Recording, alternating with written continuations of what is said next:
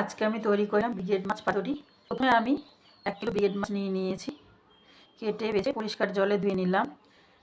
এবার আমি গামলার মধ্যে মাছগুলো নিয়ে নিলাম। মাছের মধ্যে দিয়ে দিয়েছি পেঁয়াজ কুচি, রসুন কুচি, আদা কুচি, কাঁচা লঙ্কা কুচি, শুকনো লঙ্কার গুঁড়ো, হলুদ গুঁড়ো, সরিষার তেল, নুন দিয়ে দিয়েছি। এবার সব উপকরণগুলো মেখে নিলাম। এর মধ্যে একটু ভাজা মশলা দিয়ে দিয়েছি, জিরে ধনে গুঁড়ো করা ভাজা। আমি ভাজা মশলাটা দিয়ে দিয়েছি। সব উপকরণগুলো মেখে নিলাম।